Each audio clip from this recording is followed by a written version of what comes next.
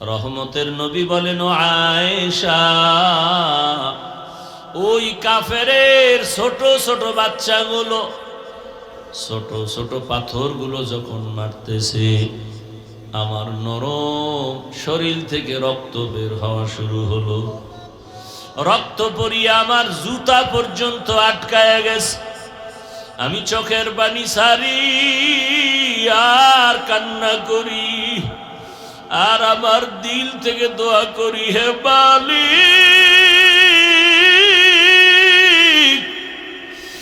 এই এলাকার মানুষগুলো বুঝে না, চিনে না, ও আল্লাহ, ওদের হেদায়াত দাও। আমি মক্কার দিকে আগাই আর চোখের পানি ছেড়ে কাঁদি। হঠাৎ করে জিব্রাইল আমিন এসে হাজির হয়ে গেছে। আল্লাহ পাঠাইছে, যাও জিব্রাইল, আমার নবীর কান্না আমি আল্লাহ সহ্য করতে পারি না, আমার মায়ার নবী কাঁদে, যাও আমার নবীর গিয়া বলো, এখন যদি অর্ডার দেয় তায়েফের জমিন উল্টাইয়া সব মানুষগুলো মারিয়া ফালাও। কেমন মায়ার নবী! মায়ার নবী বলে, ভাই জিবরাইল, তায়েফের মানুষের মারিও না, ওরা আমাকে চিনে না, জানে না। যদি ওরা জানতো আমি দুনিয়ার ইয়তীম, দুনিয়াতে আসিয়া বাবা বলে ডাক দিতে পারি নাই, বাবার চেহারাটাও দেখতে পারি নাই। মায়ার নবী কাঁদে, ভাই জিবরাইল, আমি বড় ইয়তীম, আমার ডানে কেউ নাই, বামে কেউ নাই। ও জিবরাইল, এদের মারিও না, একদিন যদি এরা চিনে কালেমার পতাকায় চলে আসবে। ও আয়েশা, আমি এত কষ্ট করিয়া দিনের দাওয়াত দিয়া যখন রাতের বেলা ঘরে আসতাম, যত রাত্রই হতো আমি ঘরের সামনে আসিয়া আসসালামু আলাইকুম ইয়া আহলাল বাইত কথাটা বলা মাত্র ঘর থেকে আওয়াজ আসতো, লাব্বাইক ওয়া সা'দাইকা ইয়া রাসূলুল্লাহ, খাদিজার কণ্ঠে আওয়াজ। আমি বলতাম, খাদিজা, আপনি কি রাতের গভীরে ঘুমান না? খাদিজা চোখের পানি ছেড়ে কাঁদতেন আর বলতেন, ও রবি, আমি জানি আপনার মা নাই, আপনার বাবা নাই। আমি খাদিজা দুইজন স্বামী বিদায়ের পরে আপনার ঘরে আসছি, আমার একাধিক সন্তান রেখে আমি আপনার ঘরে আসছি। আমি সন্তানের মায়া বুঝি, আপনার চারদিকে দুশ্মন। আপনার মা যদি থাকতেন, আপনাকে বাহিরে রেখে মা ঘুমাইতেন না। ওরে সন্তানের আজান ওটা যে মা কেমন মায়া করে, ওরে তুমি মাকে বাড়িতে রাইখা আনন্দ করো, খবর নাও মায়ের চোখে ঘুম নাই।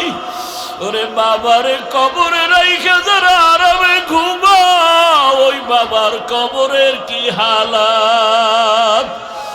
ও সন্তানেরা, বাবা যারা হারাইছো, দুই বোনা চোখের পানি ছেড়ে কাঁদো আর আমার মালিকের দরবারে দোয়া করো। আল্লাহর কাছে চোখের পানি ছেড়ে বাবার জন্য দোয়া করো। ওই মায়ের ঋণ আদায় করা কোনোদিন সম্ভব হবে না। ওই মা তোমার আমার জন্য কত কাঁদলেন, চোখের পানি ছাড়লেন আর কষ্ট করলেন। ওই মা বাবার চোখের পানি আর দোয়া ছাড়াই চেয়ারে বসতে পারি নাই। ওই মা বাবার চোখের পানি আর দোয়া ছাড়া তুমি টাকা পয়সা বাড়ি গাড়ির মালিক হতে পারো নাই। ওই মা বাবারে কবরে রাখিয়া নিষ্ঠুরের মতো কেমনে ঘুমাও? ওই মা বাবার জন্য কি মায়া হবে না রে নিষ্ঠুর? বাবার চেহারাটাও কি মনে পড়ে না? ওই মা বাবার কথা মনে পড়লে চোখের পানি ধরে রাখা যায় না। ও আমার যুবক বাবারা, অনেকে গ্রামের বাড়ি সারিয়া ঢাকাতে কাজ করো, ওই গ্রামের মা ঘুমায় না তোমার অপেক্ষা, তোমার বাবাও ঘুমায় না। অনেকের বাবা মরিয়া গেছে, কবর থেকে দোয়া চায়। অনেকের মা মরিয়া গেছে, দোয়া চায়। আজকে যারা মা বাবারে বাড়িতে রাইখা শহরে এসে বন্ধু নিয়ে আনন্দ করো আর ঘুমাও, ওই মা বাবা তোমারে আমারে বিছানায় রাইখা কখনো ঘুমান নাই। রহমতের নবী কান্না করে ও আয়েশা, আম্মা জান চোখের পানি ছেড়ে কান্না করেন। নবী বলেন, খাদিজা আমাকে সান্ত্বনা দেয়, ইয়া রাসূলুল্লাহ আপনি যতক্ষণ বাহিরে থাকেন আমি অপেক্ষায় থাকি কখন আসিয়া ডাক দিবেন। আমি যদি ঘুমায় যাই আপনি বাহিরে কষ্ট পাবেন, আল্লাহ বেজার হয়ে যাবে। আমি ঘুমাই না রে ইয়া রাসূলুল্লাহ, আপনার খেদমতের অপেক্ষায় আছি। ও আয়েশা, খাদিজার কষ্টের কাহিনী মনে পড়লে চোখে আমার পানি চলে আসে। আর একটা কথা আমার মনে পড়লে আমি চোখের পানি ছেড়ে কান্না করি। হাসরের ময়দানের কথা যখন মনে পড়ে, ও আয়েশা হাসরের মাঠের অবস্থা কতটা ভয়ঙ্কর হবে জানো না? নারী আর পুরুষরা সব হাসরের মাঠে উলঙ্গ দাঁড়াবে। সূর্যটা মাথার উপরে নেমে আসবে, সূর্যের গরম তাপে মাটির জমিনটা তামা হয়ে যাবে। গুনাহগার নাফরমানের মাথার মগজগুলো ভাতের মারের মতো ফুটতে থাকবে। আরে জাহান্নামেরও আওয়াজ, হাসরের ময়দানে জাহান্নাম চিল্লাইবে আর বলবে, ও আল্লাহ বেনামাজি গুলো কই? বেনামাজি নাফরমান গুলো আমাকে দাও, আমার পেটে ক্ষুধা। আরে আয়েশা সেদিন কি উপায় হবে? জাহান্নামের আওয়াজে হাসরের ময়দানটা থরথর করে কেঁপে উঠবে। ওদিকে আমার আল্লাহ রাগান্বিত হয়ে যাবেন। আল্লাহ রাগ হইয়া আওয়াজ দিবেন, লিমানিল মুলকুল ইয়াউম লিল্লাহিল ওয়াহিদিল কাহ্হার। হাসরের ময়দানটা থরথর করে কেঁপে উঠবে। এ অবস্থা দেখিয়া নবীরা পর্যন্ত কান্না শুরু করবেন। এত কান্নার আওয়াজ। নবীরা কাঁদবেন, আদম নবী কাঁদবেন, মুসা নবী কাঁদবেন, ইব্রাহিম নবী কান্না করবেন। নিজের চিন্তা, উম্মতের চিন্তা থাকবে না। এমন অবস্থা হবে, কঠিন হালাত। আমি রাসূল তখন সহ্য করতে না পারিয়া আমি আমার রবের সামনে সিজদায় পড়ে কান্না শুরু করব। ঈসা নবী কাঁদবেন, নিজের চিন্তা।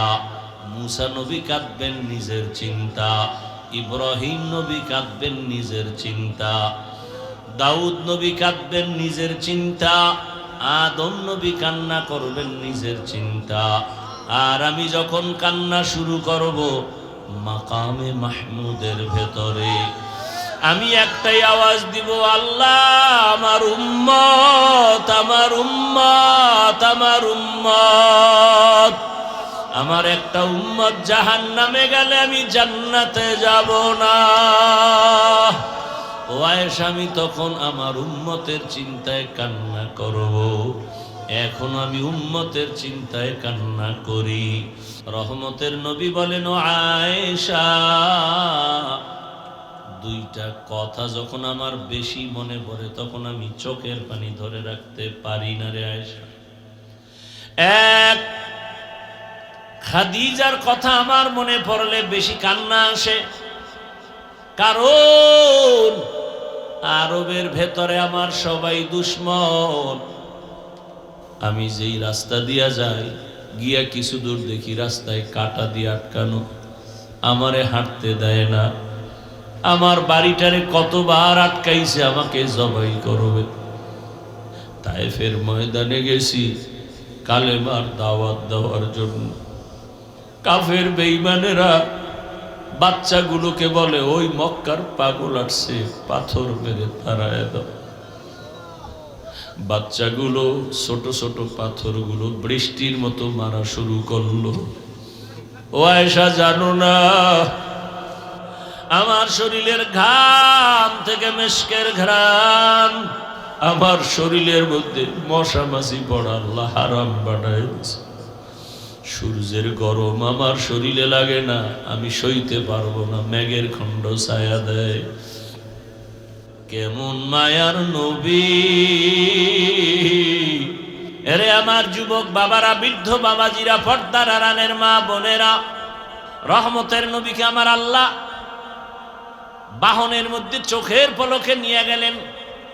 7 আসমান, আরশ, কুরসি, লৌহ কলম সব কিছু ভেদ করাইয়া আমার নবীরে আল্লাহ তার বাড়িতে নিয়ে আল্লাহর সামনে বসাইয়া মজার মজার কথা বলেছেন। সুবহানাল্লাহ, না? মজার মজার কথা বলেছেন। নবীকে আমার হাদিয়াও দিয়েছেন। এই যে 5 বেলার নামাজ আমরা আদায় করি, এটা মেরাজের হাদিয়া। 50 ওয়াক্ত নামাজ আমার মায়ার নবীর উম্মতের হাদিয়া দিছেন আমার আল্লাহ। নবী ভয় পাইছেন আমার দুর্বল উম্মতরা এগুলো আদায় করতে পারবে না। 50 ওয়াক্ত নামাজ থাকলে কি করতেন? বহু আগে মরে যেতেন। 5 ওয়াক্ত লয়ে টানাটানি। ভাই আজান হয়েছে, কি নামাজ পড়ুন, আমার পেরেশানি বাইরে গেছে। কিও? আমি একা ওই অন্ধকার কবরে কিভাবে থাকবো? নামাজ পড়ে আগে এই টেনশন দূর করি।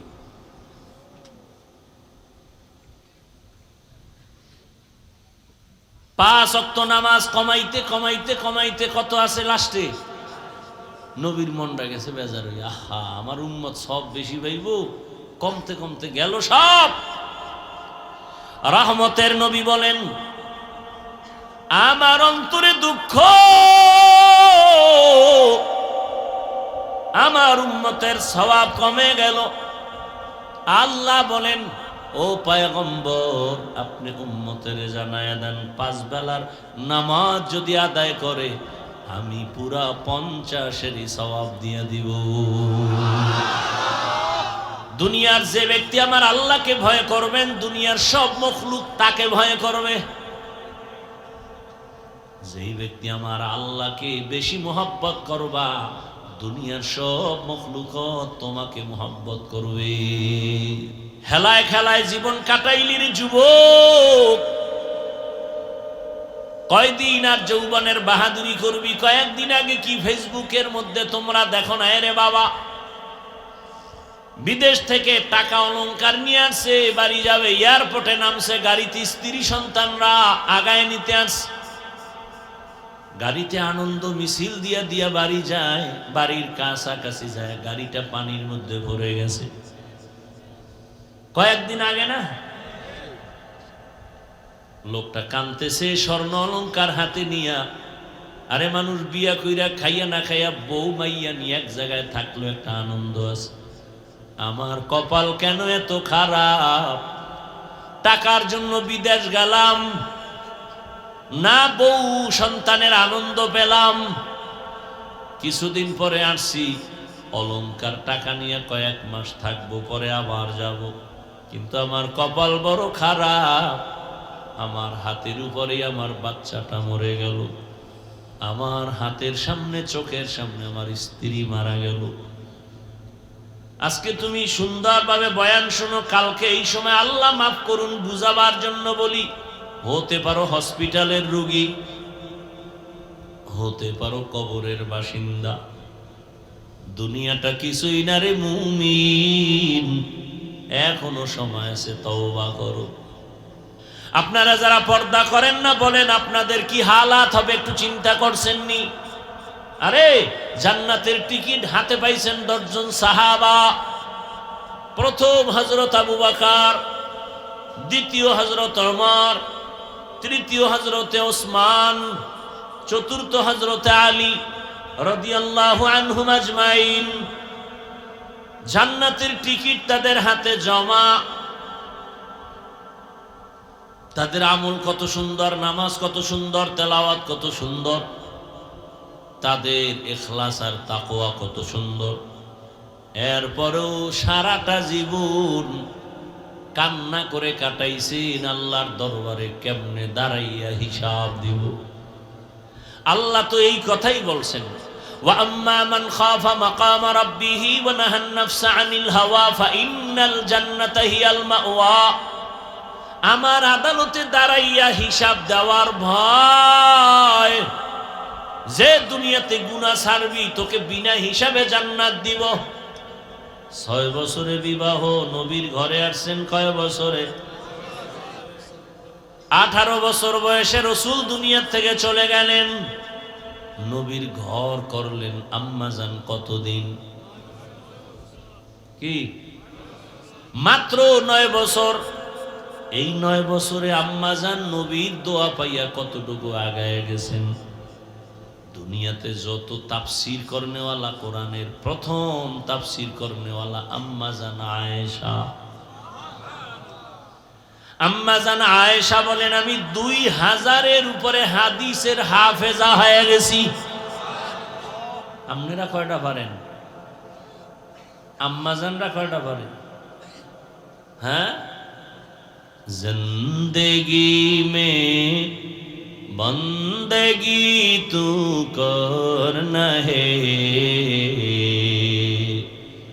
জিন্দেগি বে বন্দেগি শর্মিন্দা হে, জিন্দেগি বে বন্দেগি शर्मिंदा है।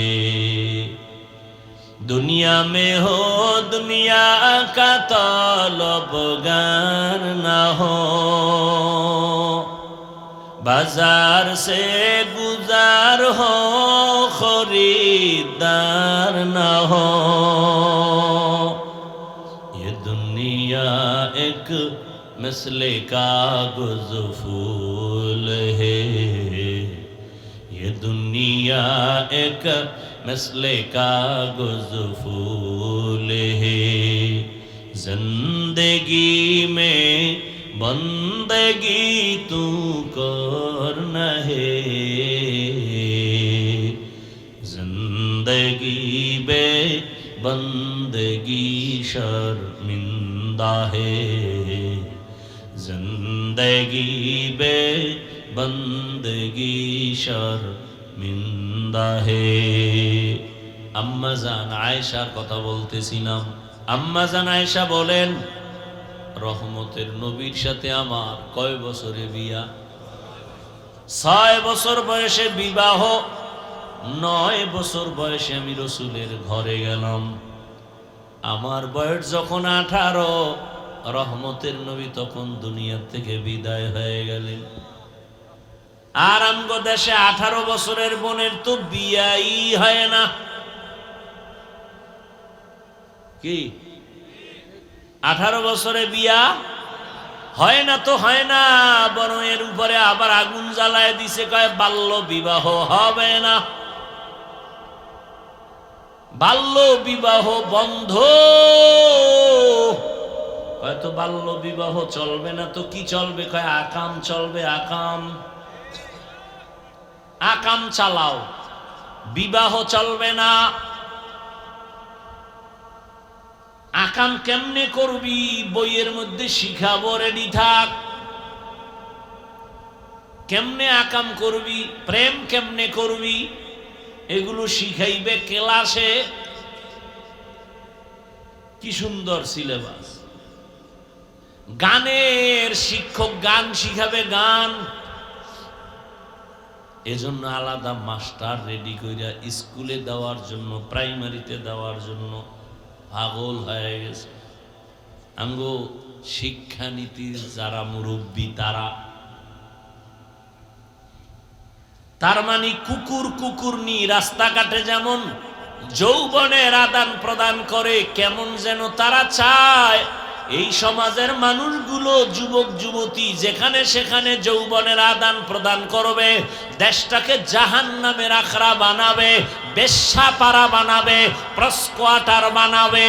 হুজুর যদি বয়ান না করতো, মাদ্রাসা না থাকতো, কত আগে জানি এটা জাহান্নামের বাগান হয়ে যেত। ওলামায়ে কেরাম যখনই মাঠে নামে কয় পারবে না, পারে না কোনটা বলো? ওলামায়ে কেরাম যেখানে নামছেন আন্দোলনে কামিয়াব হয়ে গেছেন। কোন নাস্তিক, কোন বেঈমান কর্মসূচি দিয়া আগাতে পারে নাই। বাল্য বিবাহ হবে না, আকাম কিন্তু চলতেই আছে। জেনা চলতেছে, প্রেম করে, কোনো বাধা নাই। এগুলো বললে যুবক রাগ করিস না, আমি তোর কল্যাণ চাই। এই তুই এখন আকাম করবি, বিয়া টিয়া করিস না। আমি কথা যা বলি একেবারে কাটছাট কইরা বলি, এতে আর কোনো গুরানি ফিরানি নেই। তুই যদি মেয়ের চরিত্র নষ্ট কর, বিয়া টিয়া করিস না। কারণ তুই 4-5টা মাইয়ার চরিত্র নষ্ট কইরা যদি বিয়া করো, ওই মাইয়া তোর ঘরে একটা আসবে, ওটা বউ হইয়া আসবে না, জল্লাদ হইয়া আসবে। 4টা মাইয়ার চরিত্রের জুতার বাড়ি দিয়া ঝাল মিটাবে। এ বাচ্চা থাকলে আমারে বলিস, আর যদি মইরা যাই কবরে গিয়া জুতা মারিস যে হাফিজ মিথ্যা বলছিলি কেন? জুতা মারিস আমার কবরে, লেখা রাখ। তোর চরিত্র যেমন, তোর বউ যেটা হবে তার চরিত্র তেমন। কোরআনের আয়াত, আল খবিসাতু লিল খবিসিন, খবিসের সাথে খবিসা। না হুজুর আমার ডানা কাটা ভরি, কোরআনের কসম খাইছে। কোরআন শপথ করছে, কোরআন মাথায় নিয়ে মাইয়ায়। আমি বললাম বল ওই মাইয়ার সিরিয়াল কত? কোরআন নিয়ে মাথায় শপথ খাইছে, আবার সিরিয়াল কি? আমি বললাম তোর সিরিয়াল যত, মাইয়ার সিরিয়ালও তত। তুই যদি 3 মাইয়ার পরে এই মাইয়ার সিরিয়াল হয় 4, ভালো করে লেখা রাখ, ওই মাইয়ারও 3 ছেলের পরে তুই সিরিয়াল 4। তোরে ফকির বানায়া, ভিক্ষুক বানায়া তারপরে হিজরতে যাবে তোর ওই বউ। কি হাসো না? টের পাবি যে জুতার বাড়ি খাবি, ওদিন টের পাবি। হাস, বাইরে হয়ে যাবি। আমি হাসির জন্য বলি না, আমি কথা বলি অল টাইম, আমার কলিজার থেকে কথা বলি, চূড়ান্ত মোহাব্বত নিয়ে কথা বলি। একটা মানুষকে জাহান্নাম থেকে বাঁচাবার জন্য বলি, হৃদয় থেকে বলি, কাউকে খুশি আর বেজার করার জন্য নয়। আমি কলিজা দিয়ে মোহাব্বত করি। আমার কলিজার যুবক কেন চরিত্রহীন হবে? আমার কলিজার যুবকের তো আল্লাহ এই পরিমাণ মেধা দিয়েছেন যে তার একটা যুবকের 1 মেধা দিয়ে গোটা দুনিয়াটাকে কন্ট্রোল করবে। সেই মেডিসিন আমার যুবকের ভেতরে আছে, নষ্ট হবে কেন? তুমি ইঞ্জিনিয়ার হও, ডাক্তার হও, প্রফেসর হও, তুমি এসপি হও, ডিসি হও, ওসি হও, এমপি হও, মন্ত্রী হও, চেয়ারম্যান মেম্বার হও, তোমার মধ্যে এত মেধা, গোটা দেশটাকে কন্ট্রোল করার ক্ষমতা আছে। কিন্তু চরিত্র যদি নষ্ট করো, খোদার কসম মৃত্যু পর্যন্ত কেউ তোরে চাকরিতেও রাখবে না, ব্যবসায়ও নিবে না, ধুকে ধুকে কান্না করে মরা লাগবে। চরিত্রহীনের কেউ চাকরিতে নেই। আমাকে হুজুর বাদ দেন না, হুজুর বাদ। আপনাকে লাইনে কেউ আপনারে ভালোবাসা নিবে চাকরিতে? জীবনের অমূল্য সম্পদের নাম সুন্দর চরিত্র। আপনাদের চোখের সামনে নবীজির আদর্শ মানিয়া জেনারেল লাইনে আপনাদের মতো কত বান্দা, হুজুর না, স্কুলে পড়ে, কলেজে পড়ে, চাকরি করে, ব্যবসা করে, 5 ওয়াক্ত নামাজও পড়ে, দাড়িওয়ালা আপনারাই জবাব দেন, আছে না নাই? অশান্তিতে আছে। নবীর আদর্শের কারণে তাদের এখনো সম্মান। উলামায়ে কেরামের মোহাব্বত অন্তরে জমা করে চাইলে অনেক হারাম খাইতে পারে, কিন্তু খায় না। কার ভয়? এই ভয়টা যতদিন অন্তরে আসবে না, ততদিন পর্যন্ত ওই বান্দার দুনিয়ায় কোনো শান্তি আসবে না, গুনাহ থেকেও বাঁচতে পারবে না। ও ভাই, আপনি অন্যায় করেন, শিশু বাচ্চার কোনো দোষ আছে? তাও জ্বরে আর হাত পাও বাঁকা হইল কেন? এই সন্তানের মা বাপ, শিশু বাচ্চার তো কোনো গুনাহ নাই, ওর কিডনির সমস্যা কেন?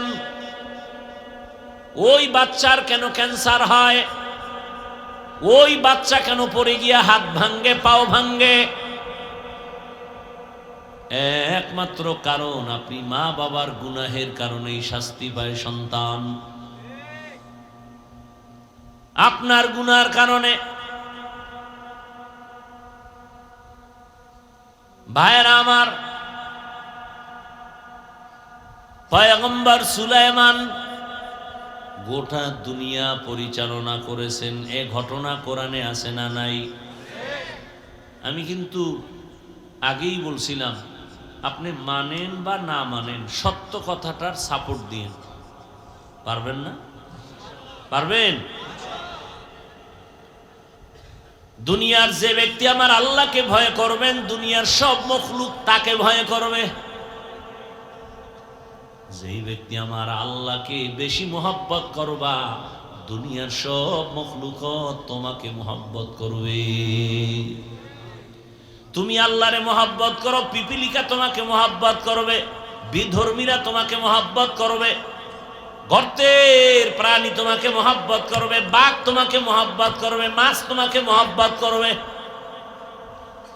এগুলো বহু দেখে আসছি, বহু আল্লাহওয়ালার চোখের সামনে দেখেছি।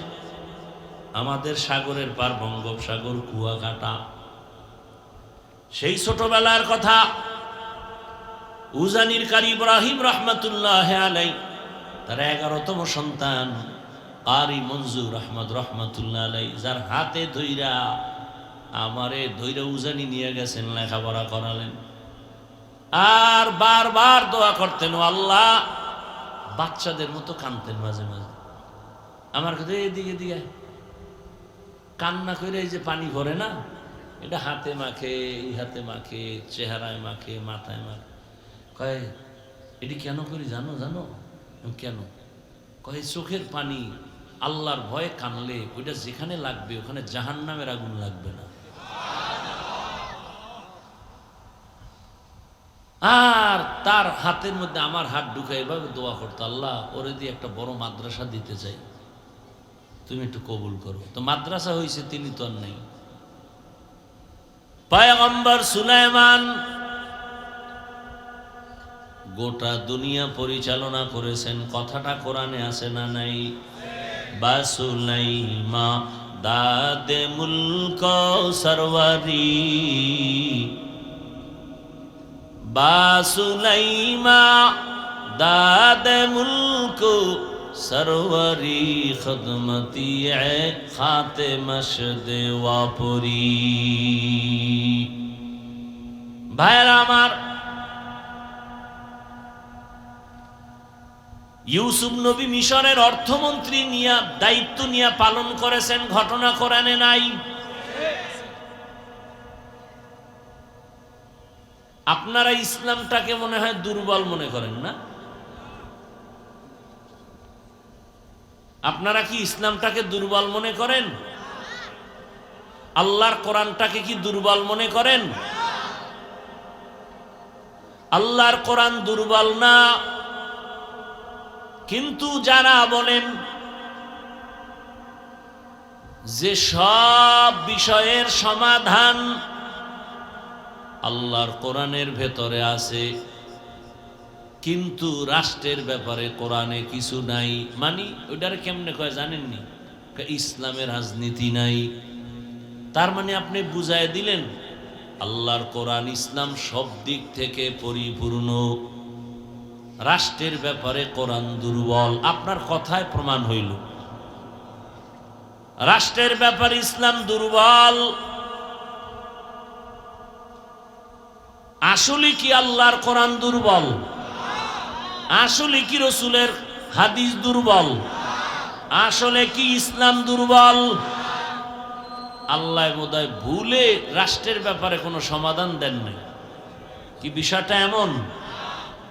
বরং মানুষের জীবনের যত লাইনে যত সমস্যা, সব কিছুর সমাধানের একমাত্র ঠিকানার নাম ইসলাম। দুনিয়াতে আর কোনো ঠিকানায় গেলে সমাজের রাষ্ট্রের কোনো সমাধান নিখুঁতভাবে পাবেন না। ভেজাল আর ভেজাল। একমাত্র নিখুঁতভাবে ইহকাল পরকালের সব সমস্যার সমাধান ঠিকানার নাম কি? দীনিয়াল ইসলাম দীনু মাওকাহু আরজু কুফরানান আফওয়ান ইনদাহু মুক্তাদায়া নবিয়ুন ওয়া সাহবুহু নুজুমুন লিল হিদায়া ফি জামাহু।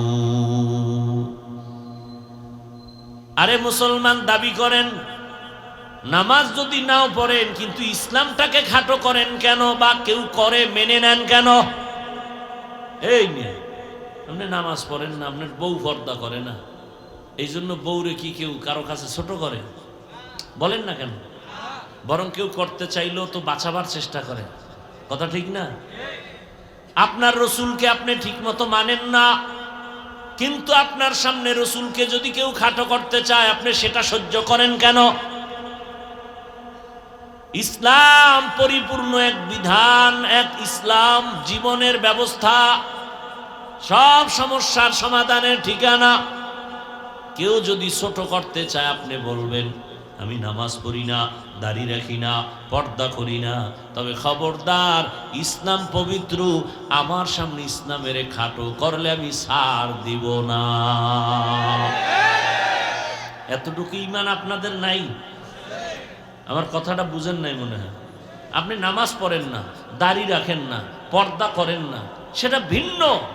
কিন্তু আপনার সামনে, আপনি তো মুসলমান, আপনি তো ইসলামের মানুষ, আপনি মানেন না ঠিক আছে, কিন্তু আপনার সামনে ইসলামকে কেউ খাটো করবে, উল্টা পাল্টা কথা বলবে, আল্লাহর উপরে তোহমাত চলে যাবে, রসুলের উপরে ট্যাগ লাগাবে, আপনার তো সাথে সাথে বলা উচিত ফারদার আর একটা বার আমার ইসলাম নিয়ে কথা বলবেন না।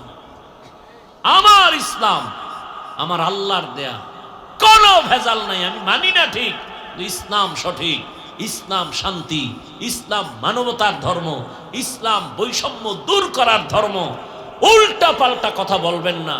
আমার রক্তবিন্দু দিয়ে হলেও ইসলামের ইজ্জত আমি রক্ষা করব। এর সামনে যে বাধা হবে সেই বাধার প্রাচীর ভেঙে ফেলবো। কথাটা বুঝাইতে পারছি? এই নিয়তটা বা এই ঈমানটুকু যদি থাকতো তাহলে আপনার সামনে এই কথা জীবনে কেউ বলার দুঃসাহস পাইতো না যে ইসলামী রাজনীতি নেই। আমার রসুল মদিনা রাষ্ট্র চালান নাই, তো কেন বলেন ইসলামে নাই? আপনি মানেন না, সেজন্য আপনার সাথে ঝগড়া নাই। বিরোধিতা করবেন কেন? আপনি নামাজ পড়েন না, এজন্য তো আমরা বুঝাইতেছি আদরের ভাষা দিয়া, নরম হইয়া আপনার কাছে আমি মাথা নত করে বুঝাই। কত নরম ভাষায় জানো আপনি ইচ্ছা করে নামাজের দিকে আসেন, আপনার একটা গালি দেই না, কিন্তু বিরোধিতা করবেন না, তো এটা ছাড় দেওয়ার কোনো রাস্তা নাই। আপনি নামাজ পড়েন না, বুঝাইতেছি, আপনার সাথে কোনো ঝগড়া নাই, দেখা হলে আগে সালাম দেব, কিন্তু বিরোধিতা কেন করবেন?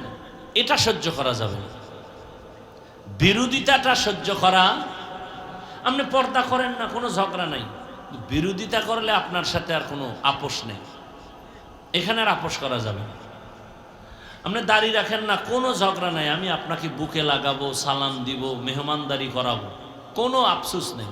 কিন্তু বিরোধিতা করলে আপনার সাথে আপোষ করার কোনো আইন নেই ইসলামে। খুব কঠিন কথা, কিন্তু আপনি বিরোধিতা করেন কেন?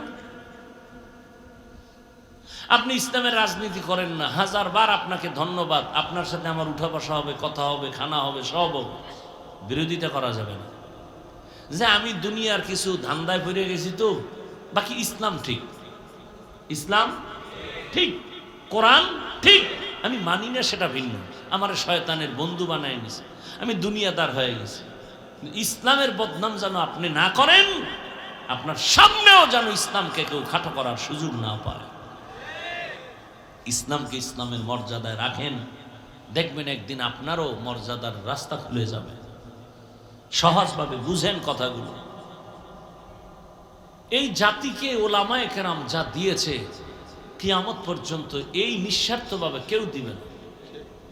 এরপরও ঘুরে ফিরে হুজুর খারাপ। আমি কালকেও বলছি, যেটি কয় হুজুর খারাপ, ওর রক্ত খারাপ, ওর চরিত্র খারাপ, ওর অন্তর খারাপ, ওর 14 গোষ্ঠী খারাপ। আল্লাহ হেদায়াত দান করুন। কে খারাপ না খারাপ আল্লাহ দেখে না? তোমার পাকনামি করার দরকার কি? অন্তত আলেম ওলামাকে ছেড়ে দাও, আসমান থেকে দেখো না কি ফয়সালা আসে। দেখতে থাকো, খালি তাকায় তাকায় দেখবা। তুমি বইলে গুনাহগার হও কেন? তুমি আউযুবিল্লাহ পারো না, তোমাকে এই কথা বলো কেন? শুধু শুধু কবিরা গুনাহ নেও কেন? ছেড়ে দাও। আসমান থেকে ডাইরেক্ট ফয়সালা চলে আসবে। সীমা লঙ্ঘন করলে আর দেরি হবে না, বিচারটা মরার আগে হবে। পাগড়িওয়ালা হোক, আল্লাহর উপরে ছেড়ে দাও।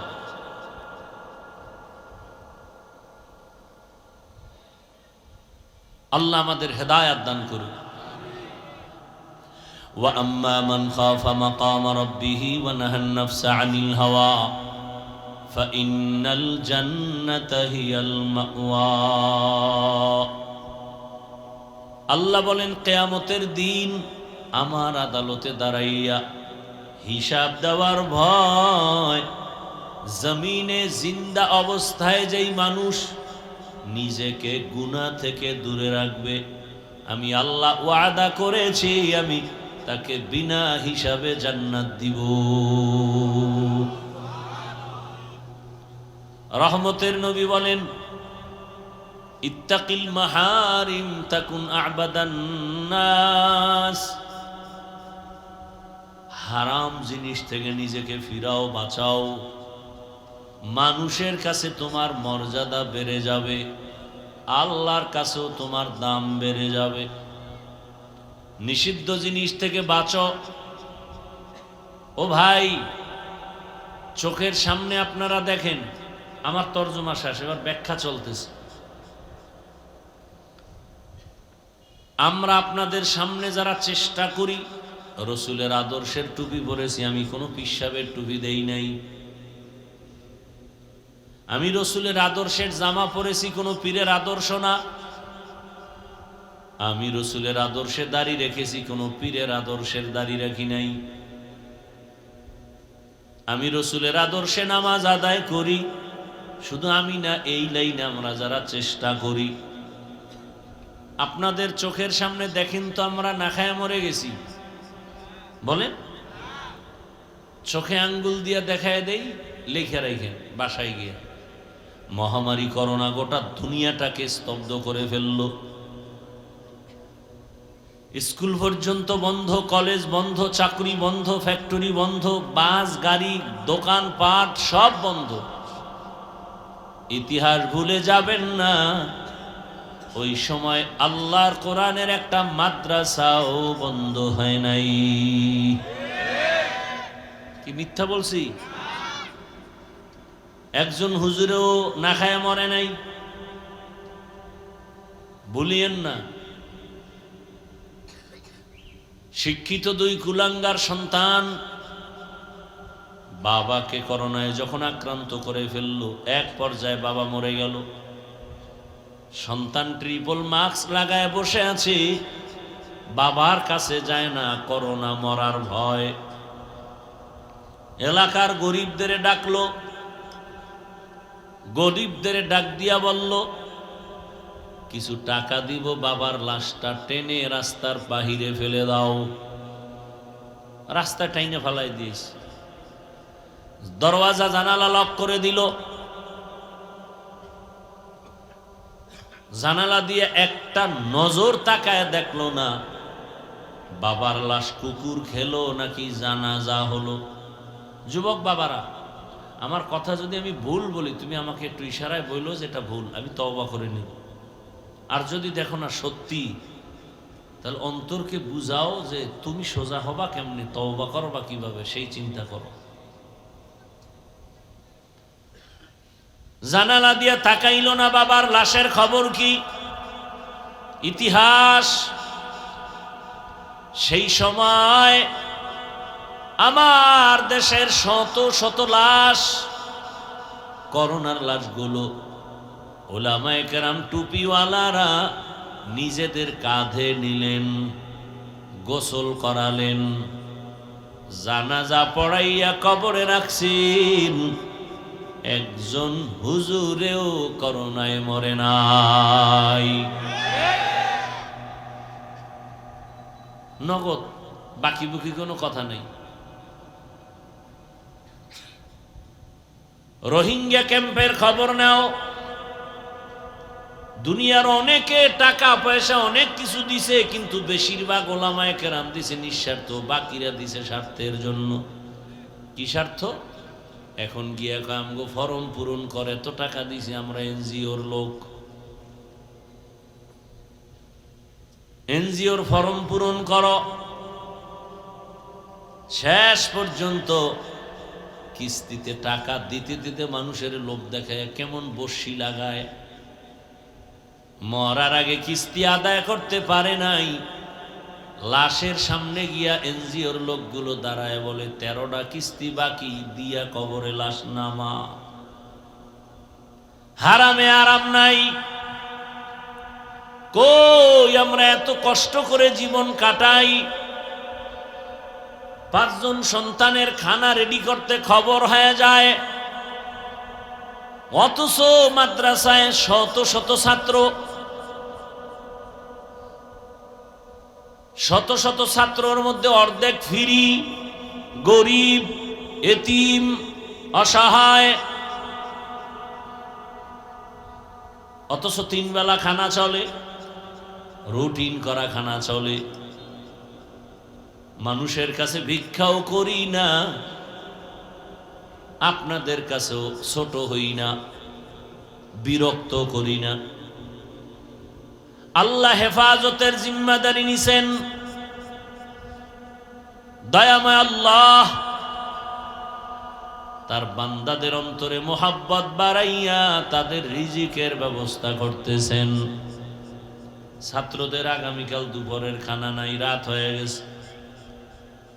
হুজুরেরা পরামর্শ করলো কি করা যায়। আল্লাহর কাছে সেজদা দিয়া কান্না শুরু করো, মোনাজাত দাও। ভোর রাতে কান্না, হে মালিক, নিজের বাড়ি ঘর পরিবার ছাড়িয়া তোমার বান্দাদের সন্তানদের মানুষ বানাবার জন্য মেহনত করি, বেতন মাত্র 5-6 হাজার টাকা, তাও মাসে মাসে পাই না। আগামীকাল খানার কিছু নাই, বোর্ডিং খালি। ও আল্লাহ, আমি শিক্ষক না খাইয়া কাটাইতে পারি, কিন্তু এই ছোট বাচ্চাগুলো যারা ভোর রাত্রে উঠা কোরআন তেলাওয়াত করবে, ওদের যদি খানা দিতে না পারি, কলিজায় মানাইতে পারবো না। মোনাজাত দিয়া কান্নার পর সকালবেলা এক ভদ্রলোক মাদ্রাসায় হাজির। হুজুর, ছাত্র কত? 400। বলে একবেলা খানা কত টাকা লাগবে? বলে আপনি যদি ভরপুর খানা দেন 50 থেকে 70 হাজার। বলে আপনি দুপুরের খানার আয়োজন করেন, সব টাকা আমি দিব। আমার আব্বার জন্য দোয়া করবেন, আমার মা অসুস্থ দোয়া করবেন, আমার ব্যবসায় ঝামেলা দোয়া করবেন। হুজুরেরা তারে জোর কইরা নিয়ে আসছে। কে পাঠাইছেন? গরতাওয়াক্কুল মি কুনিহার সুবহ শাম মিরাসানাদ রিজকে তু আজলা মাকাম জুজবা হাকচি জে মাখা আজ ইনসুজা ফজলে উআ মস্তে দর জুমলা জাহা। আচ্ছা, বিধান হালাল হারাম, জায়েজ নাজায়েজ, বৈধ অবৈধ এর বিবরণের নাম বিধান। যেমন আকিমিস সালাহ, নামাজ কায়েম করো, একটা বিধান। আতুজ যাকাত, যাকাত আদায় করো, একটা বিধান। হুররিমাত আলাইকুম উম্মাহাতুকুম, তোমার মাকে তোমার জন্য হারাম। বিবাহ, মরা প্রাণী, মরা জানোয়ারের গোশত তোমার জন্য হারাম, এটা বিধান। পাঁচ ওয়াক্ত নামাজ পড়ো, ফরজ, একটা বিধান। এই যে বিধানগুলো দিলেন, এইরকম আয়াত আছে কত। এই উঠেন কেন আপনারা? মোনাজাত দিয়ে দিমু? আমি বুঝি না, এমন কপাল লইয়া দুনিয়াতে জন্ম নিলেন কেন যে নিজে কারো উপকার করতে পারলেন না, ক্ষতি করে গেলেন। কত কষ্ট করে আসছি, এই মানুষগুলো আসছে, একটু বয়ান করব, আপনি উঠে ডিস্টার্ব করতেছেন। আর আমরা তো ওই বয়ান করি না যে আপনি পান খাবেন, চা টানবেন আর আমি বয়ান চালায় যাব, সেই বয়ান শিখে আসি নেই। আমরা তো তাদের লাথি খেয়ে, থাপ্পড় খেয়ে এখানে আসছি, যাদের বয়ানে বেনামাজি বসত, সুদখোর বসত, চোখে পানি নিয়ে বাসায় গিয়ে ফজরে মসজিদে যাইত। আমরা তাদের লাথি খেয়ে এখানে আসছি। তাদের বয়ান চলতো মানি মনে হয় যেন ওয়াশিং মেশিনে কাপড় চুপড় দিচ্ছে, যারা ওয়াশিং মেশিন চালান, ভেতরে একটা তুফান চলতেছে, আওয়াজ, ভেতরে তুফান। এটা ওয়াশিং মেশিন, ইখলাসের ওয়াশ চলতেছে। মানুষের দিলের মধ্যে একটা তুফান, কান্নাকাটির হালাত দেখে আসছি তাদের বয়ান। সামনে কেউ পান খাবে আর চা খাবে, এই মাইকের স্ট্যান্ড উঠায় মারতো তার মাথার উপর। আর তামাশা করি বয়ানে বসে, তামাশা, মন চাইলে বসলাম, মন চাইলে উঠে গেলাম, গল্প করি। জানি না এই যে বলতেছি আমি মরে যাবো, আমার আওয়াজ বন্ধ, নতুন আর এক মুখ এসে বসবে, সে বলবে কিনা জানা নেই। দিন যত আসতেছে, আধুনিকতা বাড়তেছে। ওই আজকেও একজনে আমাকে পরামর্শ দিতেছে, মাদ্রাসার জায়গা নিছি, আপনারা শুনছেন হয়তো, প্রায় 20 কোটি টাকার এক প্রজেক্ট, মালিকের টাকা দিতে পারতেছি না, এত ভক্ত। আমি কই সব ফকির আমার ভক্ত, টাকা পয়সা দেওয়ার না ভক্ত নেই। কথা, আপনি লাইভ দেন, লাইভ। আমার অনেক পরামর্শ দিল।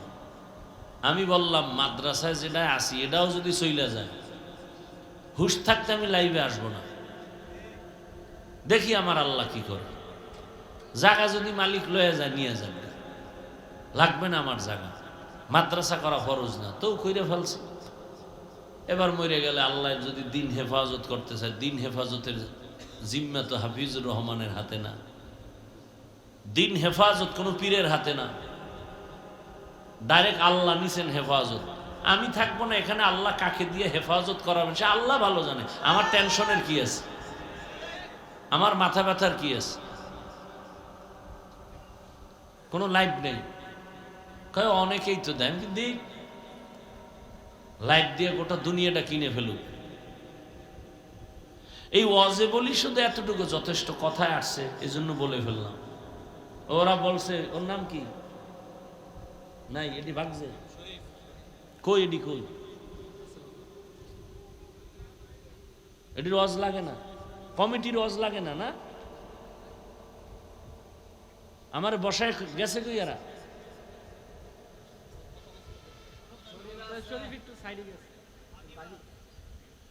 কমিটির লোকগুলোর বয়ান শোনার দরকার নেই। বউ কথা কয় না, হাত দিলে এরপরে মাথা গরম হয়ে যাবে। কয় বছর করা ওই ওয়াজ?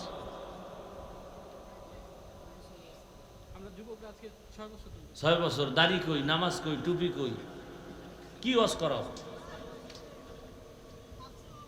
আল্লাহ সবাইকে হেদায়াত দান করুন। তো শরীফ আমার প্রিয় মানুষ মাদ্রাসায় যায়, প্রতি মাসের দ্বিতীয় শুক্রবার মাদ্রাসা ইসলাহি ইজতেমা হয়। সারা রাত আমি ওখানে বসে থাকি, সারা রাত। ওই দিন আর বাহিরে কোনো ওয়াজ নেই। এত ডিস্টার্ব যে কেন করো? এই আবেগগুলো কই থাকে?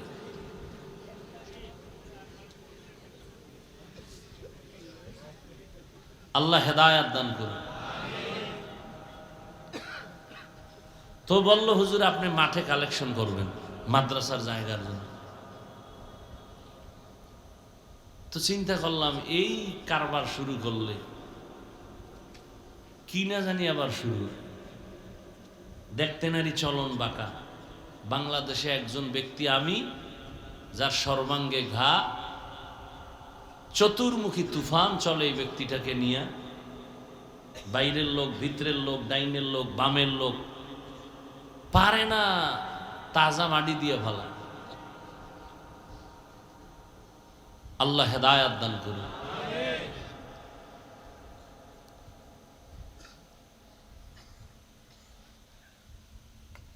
দোয়া করবেন।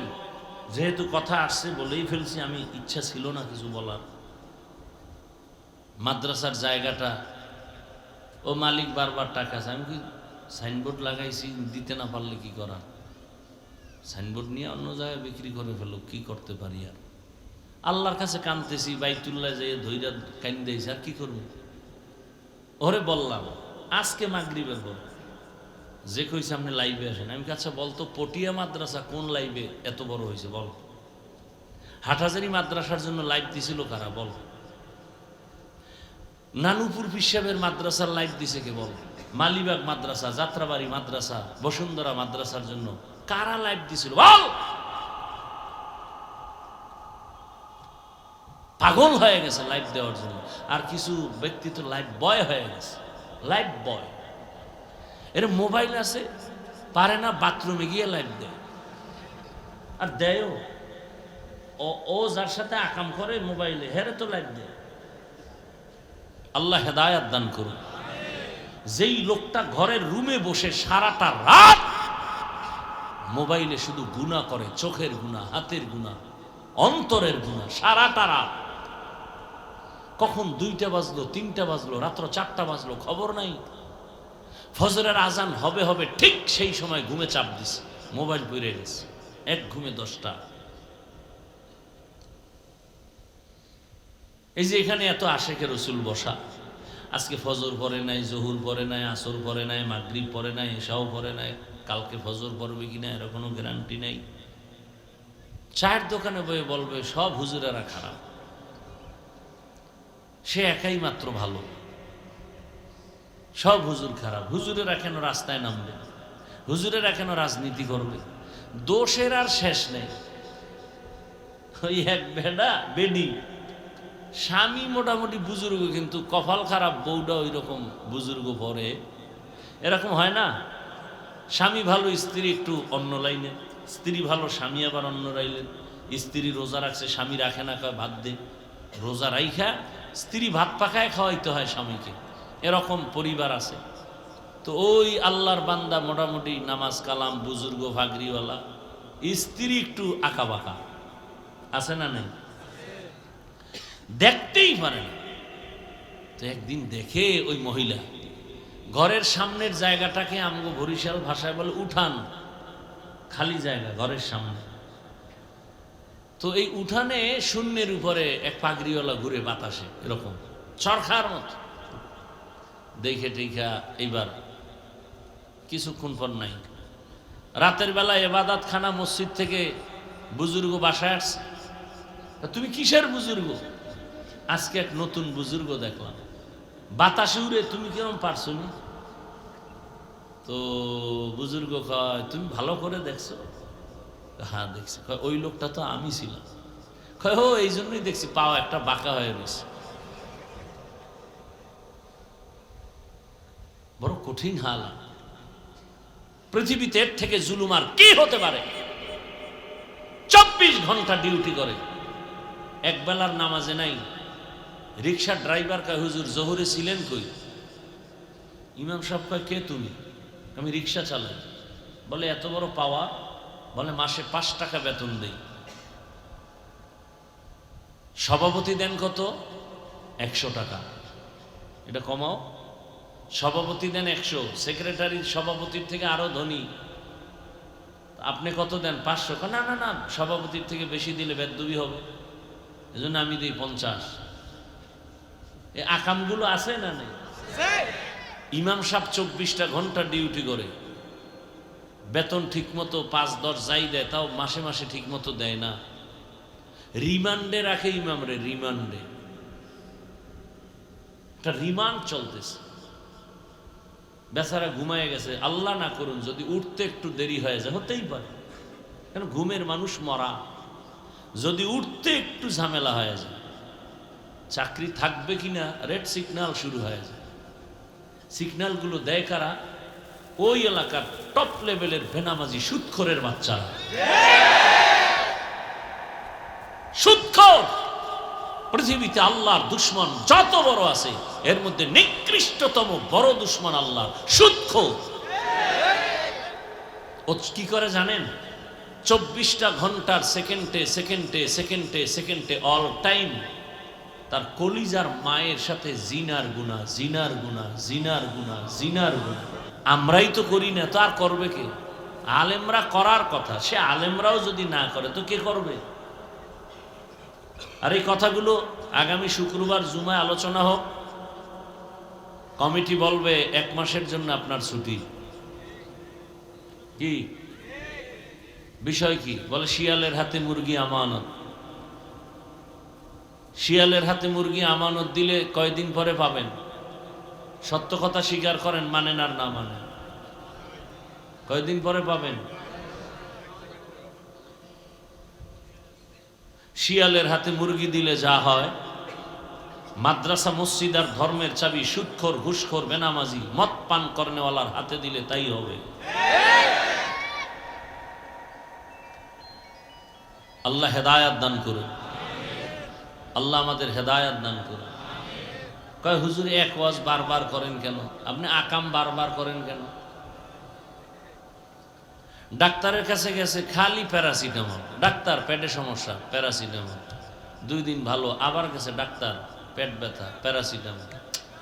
এখন বলে বারবার এক ওষুধ কেন? বারবার এক ঔষধ কেন? বারবার তুমি পেঁয়াজু খাও কেন? বুট খাও কেন? 2 নাম্বার তেলের ভাজা পোড়া খাও কেন? তুমি অন্যায় করবা বারবার, বয়ানও তো বারবার হবে।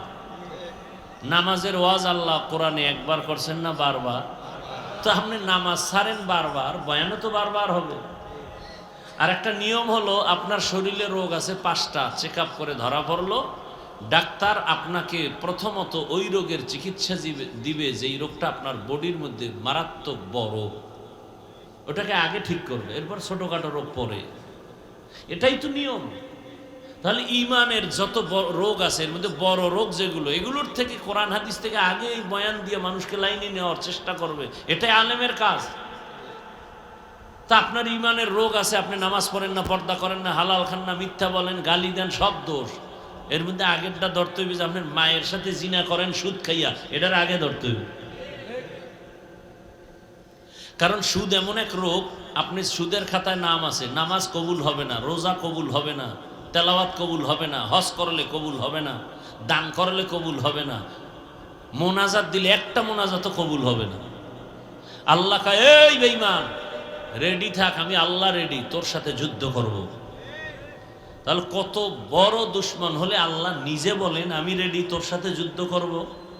শুনো সে আয়াত, ইয়া আইয়ুহাল্লাযীনা আমানুত্তাকুল্লাহা ওয়া যারু মা বাকিয়া মিনার রিবা ইন কুনতুম মুমিনিন ফাইন লাম তাফআলু ফাযনু বিহারবিম মিনাল্লাহি ওয়া রাসূলিহি। এতক্ষণ বাংলায় যা শুনাইলাম, এই আয়াতের মধ্যে তা ঢুকানো আছে। সূরা বাকারা 275 নম্বর আয়াত। এর আগে পিছের আয়াতগুলো মোবাইলে ডাউনলোড করে বাংলা কোরআনটা নামায় নেন, এরপরে সূরা বাকারার 275 নম্বর আয়াতের শুধু বাংলা তর্জমাটা পড়েন, আরবি বুঝবেন না, দরকার নাই, ওটা পড়েন। 275 নম্বর আয়াত, প্রথম সূরা, বড় সূরা, সূরা বাকারা, আলহামদুলিল্লাহ পড়ে এগুলোর ব্যাখ্যা শুনেন, দেখেন। আপনাদের বিল্ডিং এ ঘুমাচ্ছেন, ছাদের উপরে পানির ট্যাঙ্কি আছে না? আছে না নেই? পানির হাউস আছে না নেই? আচ্ছা, পানির হাউসের ভিতরে একটা বিড়াল পরে মরে গেছে, বিড়াল পরে মরে গেছে। পাইপের থেকে যত পানি আসতেছে পাক না না পা? বলেন না পা। এখন নিয়ম কি, শরীয়তের মাসআলা কি? বলে বড় হাউসের ভিতরে তোমার যদি কোনো ইঁদুর বিড়াল পড়ে মরে যায় তো হুজুরের কাছে গেছে সমাধান দেন, পানি পাক করব কি করে?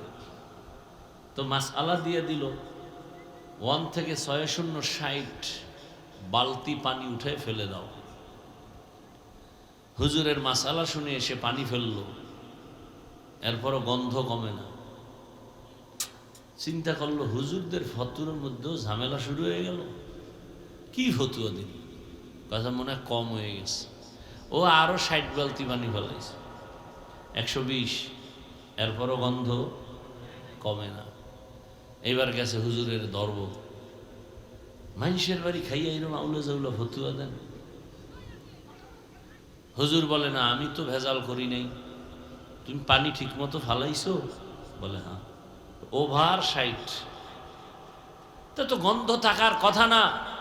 হঠাৎ করে হুজুরের মাথায় চক্কর লাগছে, রে তুমি যে হাউজের থেকে পানি ফেলাইছো, মরা ইঁদুর বা বিড়াল ফেলাইছো না তো? খারে তার সেরা মরা বিড়াল যদি না ফালাইয়া ভিতরে জমজমের পানিও দাও, কিয়ামতের আগে গন্ধ যাবে? হ্যাঁ, তাহলে আগে মরা বিড়াল ফালাও। তোমার ইমানের কূপের মধ্যে সুদের মরা বিড়াল, ঘুষের মরা বিড়াল, বেপরদার বিড়াল, দুর্গন্ধ তোমার ইমান, দুর্গন্ধ তোমার আকীদা, দুর্গন্ধ তোমার আমল। বয়ান শুনে কি হবে? দান সৎকা করে কি হবে? আগে ওখান থেকে মরাগুলো উঠাও, সুদের খাতার থেকে নাম কাটো। আমি কি বলবো, আপনি জেনে শুনে হারাম খাইতেছেন, আপনার সাথে আমার যুদ্ধ নাই, কিন্তু আপনার বিবেকের কাছে এক প্রশ্ন আমার, ঘরে আপনার মা আছে, বাবা আছে, স্ত্রী, সন্তান, ওদের অপরাধটা কি? শিশু বাচ্চার রক্ত পবিত্র, আপনি হারাম দিয়া ওর রক্ত নাপাক করলেন, এই অধিকার দিছে কি আপনাকে? আপনি বাপ নামের এত কলঙ্ক কেন?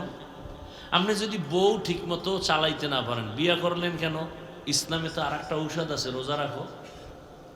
আপনি সন্তান নিলেন কেন যদি সন্তানের হক আদায় করতে না পারেন? আপনাকে কে অধিকার দিছে? আপনি পায়খানা খাবেন সেটা ভিন্ন, আপনার সাথে যুদ্ধ নাই, জেনে শুনে খাইতেছেন, কিন্তু আপনার শিশু বাচ্চার অপরাধটা কি? ওর রক্ত তো পাপ। আপনি হারাম টাকা ঘরে নিয়ে ওই বাচ্চার রক্ত খাওয়ায় নাপাক করলেন কেন? আপনার স্ত্রীর রক্তকে নাপাক করলেন কেন? আপনি আজকে গিয়া বাসায় বলেন স্ত্রীকে, যে আমি যে টাকা পয়সা নিয়ে আসতেছি এগুলো সব গরিবের বেতন মারা টাকা, জুলুমের টাকা, তুমি খেয়ে লয়ে আরামে ঘুমাও। আমার তো মনে হয় না স্ত্রী এটা মেনে নেবে, বলবে দুনিয়াতে কত মহিলা আছে স্বামী ছাড়া, আমি প্রয়োজনে এভাবে একা একই দিন কাটাবো, কিন্তু হারাম খাবো না, জুলুমের টাকা খাবো না, প্রয়োজনে তোমার ঘর ছেড়ে দিলাম। কোনো বাচ্চা বাবা বলে ডাকবে না যদি জানে বাবায় চুরি করে টাকা আনে। সন্তান যদি জানতে পারে মানুষের উপরে চুরি ঠেকায় টাকা আনে, ও বলবে এতিম হয়ে থাকবো, এই দুর্নীতিবাজ চরিত্রহীন বাবাকে বাবা বলে স্বীকার করবো না। কি আর শুনবেন এবার বলেন তো আমাকে, কোন বয়ান করলে আপনাদের সুবিধা হবে? এখন আমরা যা লেখাপড়া করে বয়ান করতেছি এইগুলি আপনাদের চলে না, এখন আপনাদের থেকে বয়ান শিখতে হবে। ওয়া আম্মা মান খাফা মাকাম রাব্বিহি ওয়া নাহান নাফসা আনিল হাওয়া। এত বয়ান, কথা বলতে কি কষ্ট। 5 মিনিট কথা বইলে দেখেন তো কি কষ্ট লাগে কথা বলতে, পৃথিবীতে এর থেকে কষ্টের কোনো কাজ নাই। এত কষ্ট, আবার এর মধ্যে যদি প্রতিদিন, আবার যদি হয় 2-3টা, আবার যদি হয় আনলিমিটেড, আবার যদি হয় না খাইয়ার ঘুম না মাইরা। এই যে ফজর ঢাকা সেই কুড়িগ্রাম থেকে 3টা বয়ান শেষ করে আসছি, কারণ ওদিকে যাইতেই পারি না। বছরে 2-4-5-6 দিন যাই। 12 মাস যদি উত্তরবঙ্গে বয়ান করি শেষ করা যাবে না, চট্টগ্রাম সাইডে গেলে শেষ করা যাবে না। যেহেতু সারা দেশে দৌড়াই, কি করব, মানুষের আবদার রক্ষা। লজ্জায় পইরাও দেওয়া লাগে। কতটুকু বাধ্য হই যে হেলিকপ্টারে নিবে। আমি বললাম ভাইজান আগের থেকে ভাড়া কিন্তু 3 গুণ বাইরে গেছে। হবে, তারপরও নিব। দুপুরে কি আপনি আধা ঘন্টা বয়ান করে আসবেন? দুপুরে, রাত্রে বয়ান আমার ঢাকা, কিন্তু তার ওখানে দুপুরে যেতে হবে জামালপুর, ভাড়া নিবে 2.5 লাখ। এটা কপ্টারওয়ালারা নিয়ে যাবে। আর কপ্টারের সাথে আমরা কোনো যোগাযোগ করি না। কমিটিরে বলি ওকে নাম্বার নেন, নিয়ে অফিসে যান, এয়ারপোর্টে ওদের অফিস, ওখানে গিয়ে ওদের সাথে ডিসকাস করেন সব। আমাদের সাথে এ বিষয়ে কোনো কথা নেই। কিন্তু বদনামগুলো আমাদের উপরে চলে আসে, নিতে চাই না। সব ঠিক, আমিও ঠিক, হেলিকপ্টার কি বলে কমিটি ঠিক, মাহফিল ঠিক, বয়ান চলতেছে, হাফিজুর রহমান নাই। কিও কয় হেলিকপ্টার যাবে না। গজব কি? কয় কুয়াশা। কেন নিচে দি সব রৌদ্র? কয় না, উপরে গেলে সব অন্ধকার। হ্যাঁ নে কি বলে দাঁত জ্বালায় বই রয়েছে, ওরা যাবে না। এখন আমগো তো মাথা গরম, ইজ্জত শেষ, আর অগত টেনশন নাই। তোমার 2-2.5 লাখ টাকার জন্য আমার কোটি কোটি কোটি টাকার যন্ত্র নষ্ট করব কেন? আর কেউর দ্বারে বিচার দিবেন? এ দেশে বিচার আছে। 15 বছর জেল খাটছে, আদালত থেকে এখন বাইরে হয়েছে, তোমার কোনো দোষই নেই। তো 15 বছর এই শাস্তি দিলি কেন? এটা বোনাস। যাদের কাছে বিচার দিবেন এদেরকে টাকা খাওয়াই ওরা কনভিন্স করে রাখে, বিচার নাই। বরং দেখেন না কি পরিমাণ চেতা চেতে, হুজুরেরা কেন আবার আসমানের উপরে উঠে। আমগো নবী উঠলে আমরা উঠবো না? আমগো নবী উঠে নাই কই?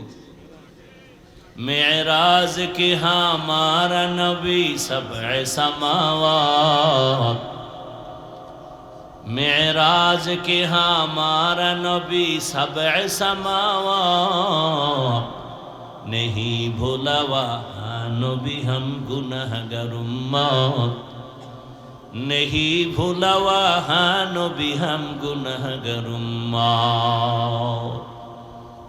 रहमतेर नबी के आमार आल्लाह बाहनेर मध्य चोखेर पलके निये गेलेन। 7 आसमान, আরশ, কুরসি, লৌহ, কলম সব কিছু ভেদ করাইয়া আমার নবীরে আল্লাহ তার বাড়িতে নিয়ে আল্লাহর সামনে বসাইয়া মজার মজার কথা বলেছেন। সুবহানাল্লাহ। না মজার মজার কথা বলেছেন। নবীকে আমার হাদিয়াও দিয়েছেন। এই যে 5 বেলার নামাজ আমরা আদায় করি, এটা মেরাজের হাদিয়া। 50 ওয়াক্ত নামাজ আমার মায়ার নবীর উম্মতের হাদিয়া দিছেন আমার আল্লাহ। নবী ভয় পাইছেন আমার দুর্বল উম্মতরা এগুলো আদায় করতে পারবে না। 50 ওয়াক্ত নামাজ থাকলে কি করতেন? বহু আগে মরিয়া যেতেন। 5 ওয়াক্ত লয়ে টানাটানি। কে ভাই আজান হইছে, কি নামাজ পড়ুন, আমার পেরেশানি বাইরে গেছে। কিও? আমি একা ওই অন্ধকার কবরে কিভাবে থাকবো? নামাজ পড়ে আগে এই টেনশন দূর করি।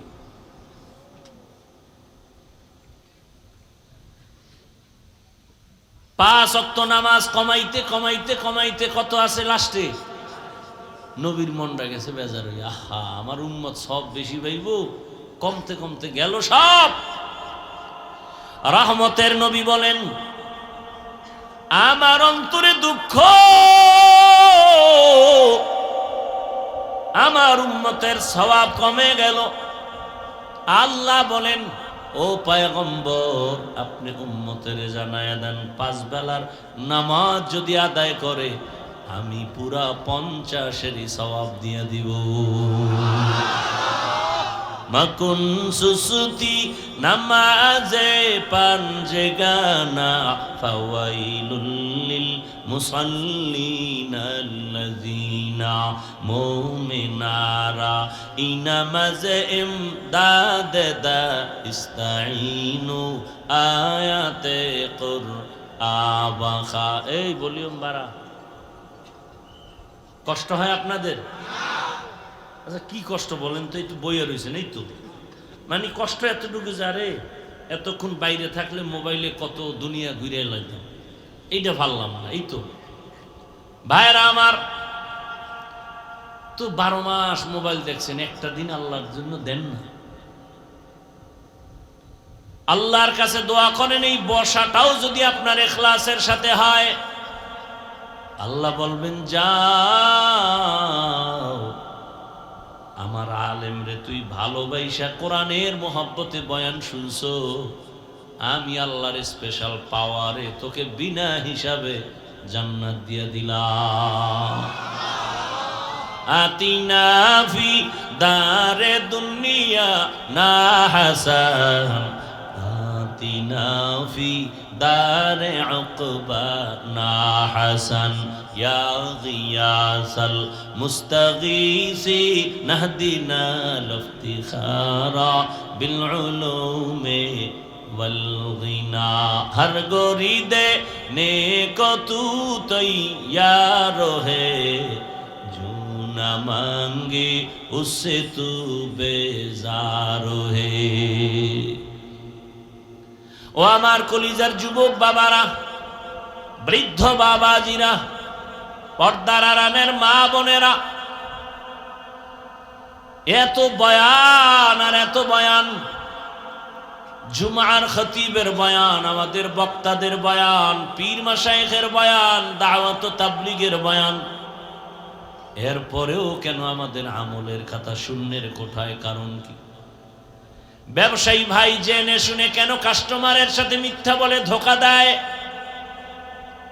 কর্মচারী মালিকের সাথে কন্টাক্ট 8 ঘন্টা ডিউটি করবে, কেন ফাঁকি দেয়? জানে ফাঁকি দেওয়া গুনাহ, এরপরও করে। মিথ্যা বলা গুনাহ, জানার পরে কেন বলে? কারো উপরে আক্রমণ করা জুলুম, জানার পরেও কেন করে? চুরি করা গুনাহ, এরপরও চোর কেন চুরি করে? এখানে আইয়াও মোবাইল নেই, ওয়াজে ফেরেশতারা মোবাইল চুরি করে। টাটকা বয়ান দি হই না, মোনাজাতের ঘরে নাই, মোবাইল শেষ। এরকম কুলাঙ্গার আছে না নাই? আল্লাহ হেদায়েত দান করুন। ভাইরা আমার, এত কিছু সব জানার পরেও কেন আমলের খাতা শূন্যের কোঠায়? একমাত্র কারণ আমাদের মাঝে একটা মেডিসিনের অভাব। কিসের অভাব? ওই মেডিসিনটা আমার মধ্যে না থাকলে আমিও বেতালে আছি, আমিও ওয়াদা ঠিক রাখি না। কেন বলে? মেডিসিন আমার মধ্যেও দুর্বল। পাগড়ি মাথায় দিছি ঠিক, তবে আমার সন্তানের সাথে আমি হক আদায় করি না। কেন বলে? মেডিসিন দুর্বল। ওই মেডিসিনের নাম হলো আল্লাহর ভয়।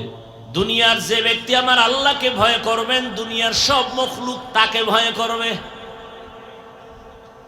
যেই ব্যক্তি আমার আল্লাহকে বেশি মোহাব্বত করবা, দুনিয়ার সব মখলুক তোমাকে মোহাব্বত করবে। তুমি আল্লাহরে মোহাব্বত করো, পিপিলিকা তোমাকে মোহাব্বত করবে, বিধর্মীরা তোমাকে মোহাব্বত করবে, গর্তের প্রাণী তোমাকে মোহাব্বত করবে, বাঘ তোমাকে মোহাব্বত করবে, মাছ তোমাকে মোহাব্বত করবে। এগুলো বহু দেখে আসছি, বহু আল্লাহওয়ালার চোখের সামনে দেখেছি। আমাদের সাগরের পার বঙ্গোপসাগর, কুয়াকাটা, সেই ছোটবেলার কথা। উজানির কারি ইব্রাহিম রহমতুল্লাহ আলাই, তার 11তম সন্তান কারি মঞ্জুর আহমদ রহমতুল্লাহ আলাই, যার হাতে ধইরা আমারে ধৈর্য উজানি নিয়ে গেছেন, লেখাপড়া করালেন, আর বারবার দোয়া করতেন, ও আল্লাহ। বাচ্চাদের মতো কাঁদতেন মাঝে মাঝে। আমার কাছে এদিকে দিকে কান্না করে এই যে পানি ভরে না, এটা হাতে মাখে, এই হাতে মাখে, চেহারায় মাখে, মাথায় মাখে। কয় এটি কেন করি জানো? জানো কেন? কয় চোখের পানি আল্লাহর ভয়ে কানলে ওইটা যেখানে লাগবে ওখানে জাহান্নামের আগুন লাগবে না। আর তার হাতের মধ্যে আমার হাত ঢুকাই এভাবে দোয়া করতো, আল্লাহ ওরে দিয়ে একটা বড় মাদ্রাসা দিতে চাই, তুমি একটু কবুল করো। তো মাদ্রাসা হয়েছে, তিনি তো আর নেই। আউলিয়ারা কারে উকবা ইখতিয়ার, জাহেলারা কারে দুনিয়া ইখতিয়ার। মেডিসিনটার নাম কি বলেন? হে খোদা দয়াময় রব্বুল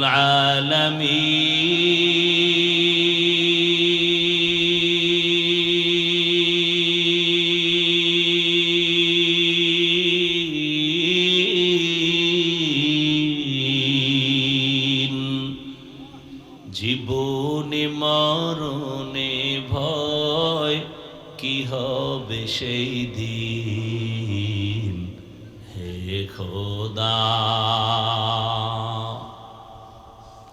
হে খোদা দয়াময় রব্বুল আলামিন,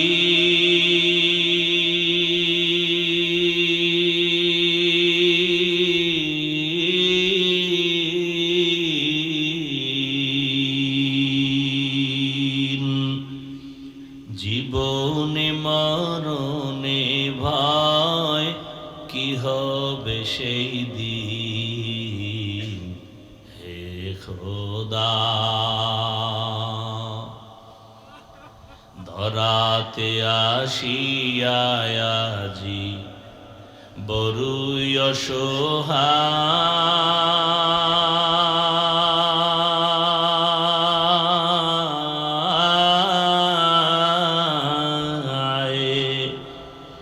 ইহকালের মায়া জালে অন্ধ যে সবাই।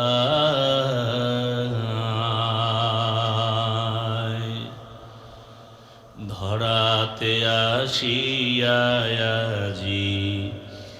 বড়ই অসহায়,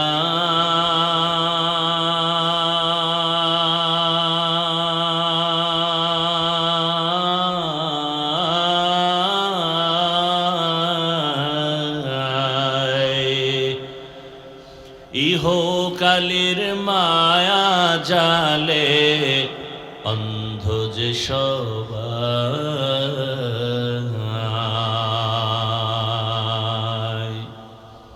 দাও হেদায়াত মুক্তি দাতা, দাও হেদায়াত মুক্তি দাতা, গফুরুর রহিম।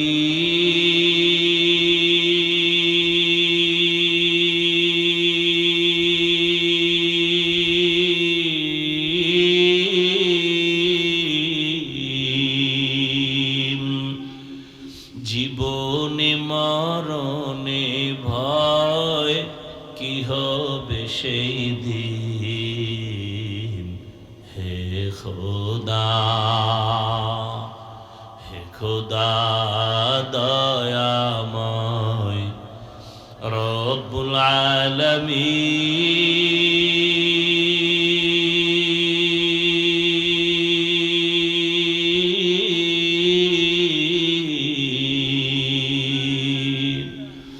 জীবনে মরণে ভয় কি হবে সেই দিন,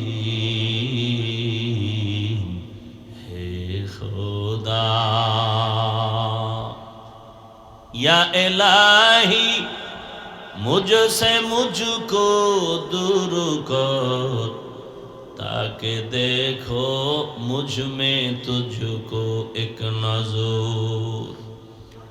আরে দুনিয়ার মামলা খাইয়া যদি শুনে আগামী 20 দিন পরে আমার আদালতে হাজিরা, উকিল কয় সাবধান, জানি না রায়টা কোন দিকে হয়। 20 দিন আগের থেকে আপনার আমার ঘুম বন্ধ, টেনশন।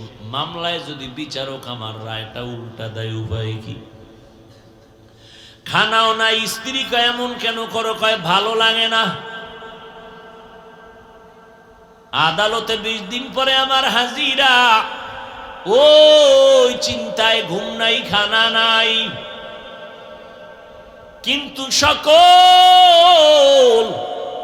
আদালতের বড় আদালত কিয়ামতের আদালত। কেমন আদালত?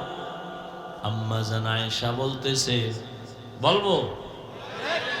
আম্মা জান আয়েশা বলেন, আমি 6 বছর বয়সে আমার সাথে রসুলের বিবাহ। খেয়াল করিয়েন, খেলায় খেলায় জীবন কাটাইলির যুবক। কয়দিন আর যৌবনের বাহাদুরি করবি? কয়েকদিন আগে কি ফেসবুকের মধ্যে তোমরা দেখো না? রে বাবা,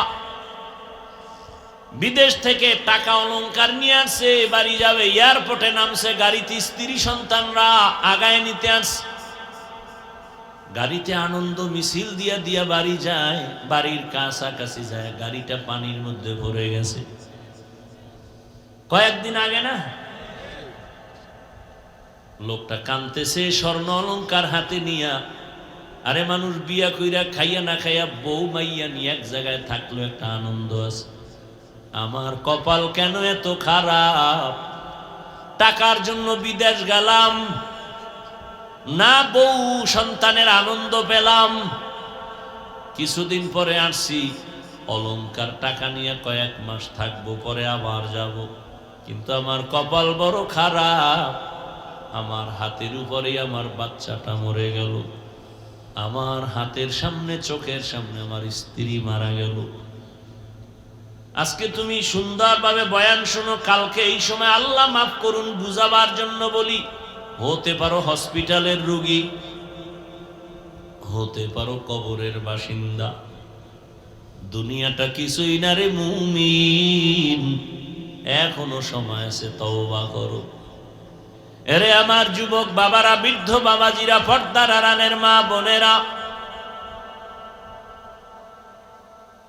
আম্মাজান বলেন, আমি মাঝে মাঝে তাকায় দেখি আমার হুজরায় বসে রহমতের নবী গুন গুন করে কান্না করেন। আমি ভয় পাইতাম, রহমতের নবী কেন আমার রুমে কান্না করেন? না জানি আমার থেকে কোনো বেয়াদবি হয়ে গেল। একদিন আম্মাজান গিয়া নবীর পার্শ্বে গিয়া আস্তে করে বললেন, ইয়া রাসূলুল্লাহ, আপনি আমার রুমে কাঁদেন কেন? প্রায় সময় দেখি কাঁদেন। বলবো? কষ্ট হইতেছে আপনাদের? আর অল্প টাইম। আম্মাজান বলেন, ইয়া রাসূলুল্লাহ, কোনো বেয়াদবি হয়ে গেল নাকি? কাঁদেন কেন? রহমতের নবী বলেন, ও আয়েশা, দুইটা কথা যখন আমার বেশি মনে পড়ে তখন আমি চোখের পানি ধরে রাখতে পারি না রে আয়েশা।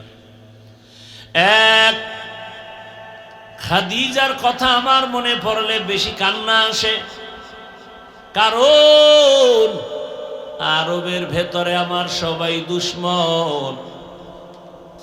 ওই কাফেরের ছোট ছোট বাচ্চাগুলো আমার পিছনে এমন ভাবে শুরু করলো, ছোট ছোট পাথরগুলো যখন মারতেছে, আমার নরম শরীর থেকে রক্ত বের হওয়া শুরু হলো। রক্ত পড়িয়ে আমার জুতা পর্যন্ত আটকায়া গেছে। আমি চোখের পানি সারি আর কান্না করি, আর আমার দিল থেকে দোয়া করি, হে মালিক, এই এলাকার মানুষগুলো বুঝে না, চিনে না, ও আল্লাহ ওদের হেদায়াত দাও। আমি মক্কার দিকে আগাই আর চোখের পানি ছেড়ে কাঁদি। হঠাৎ করে জিব্রাইল আমিন এসে হাজির হয়ে গেছে। আল্লাহ পাঠাইছে, যাও জিব্রাইল, আমার নবীর কান্না আমি আল্লাহ সহ্য করতে পারি না, আমার মায়ার নবী কাঁদে, যাও আমার নবীর গিয়া বলো এখন যদি অর্ডার দেয় তায়েফের জমিন উল্টাইয়া সব মানুষগুলো মারিয়া ফেলাও। কেমন মায়ার নবী! মায়ার নবী বলে, ভাই জিবরাইল, তায়েফের মানুষের মারিও না, ওরা আমাকে চিনে না, জানে না।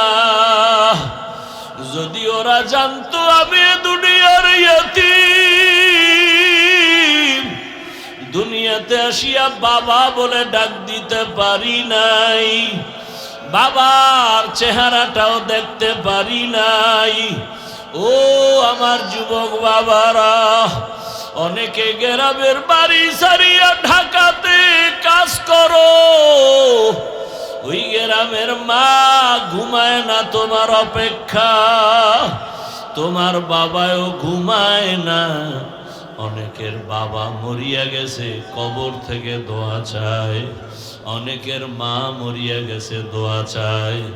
আজকে যারা মা বাবারে বাড়িতে রাইখা শহরে এসে বন্ধু নিয়ে আনন্দ করো আর ঘুমাও, ওই মা বাবা তোমারে আমারে বিছানায় রাইখা কখনো ঘুমান নাই।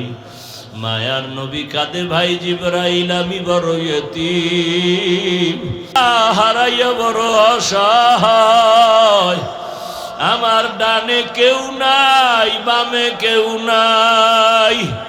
ও জিবরাইল, এদের মারিও না, একদিন যদি এরা চিনে কালেমার পতাকায় চলে আসবে।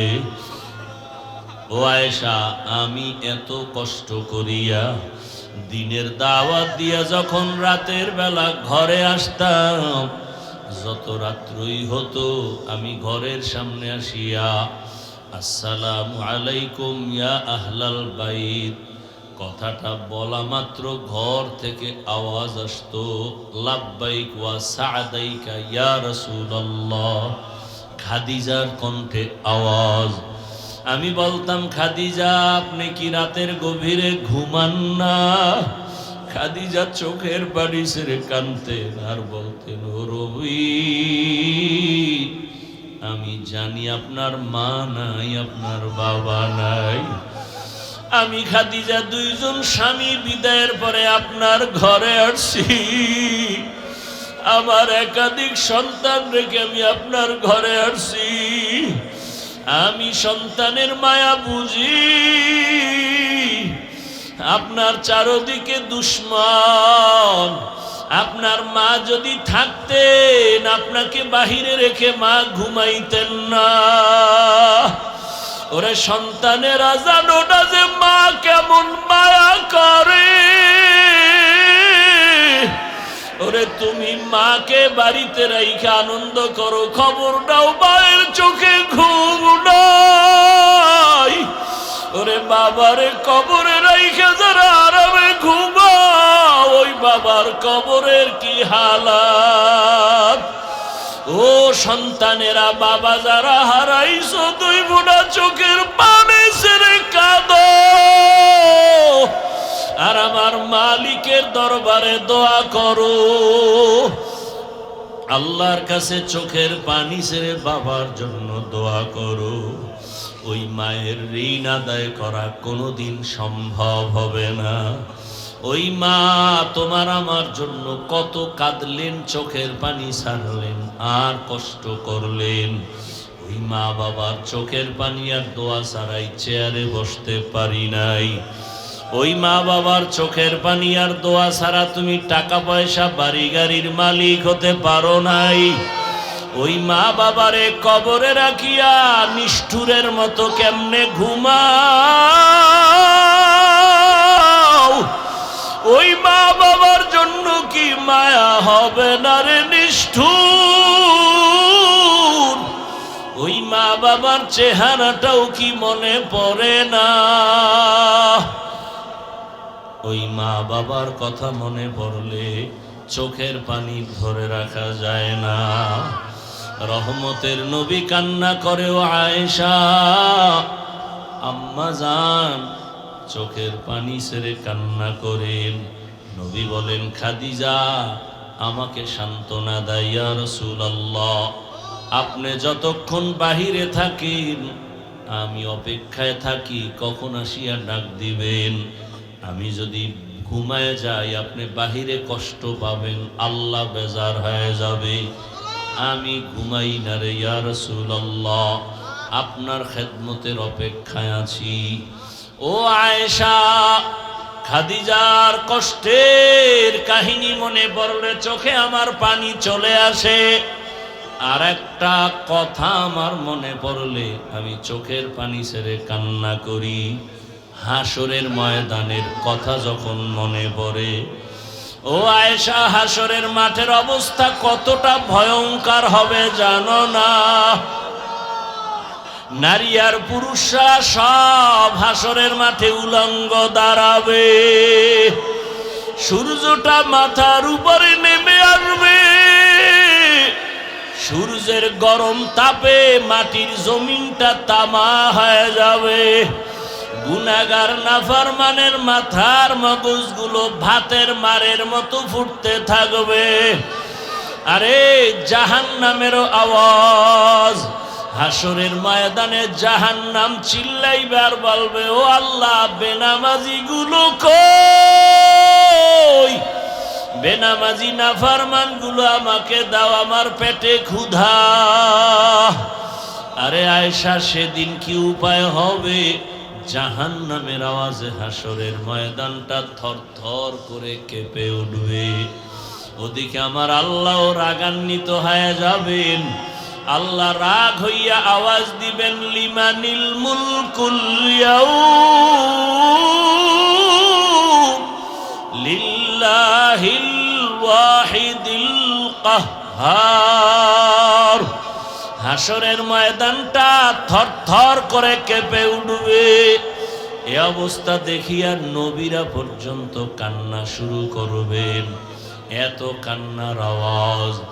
নবীরা কাঁদবেন, আদম নবী কাঁদবেন, মুসা নবী কাঁদবেন, ইব্রাহিম নবী কান্না করবেন। নিজের চিন্তা উম্মতের চিন্তা থাকবে না।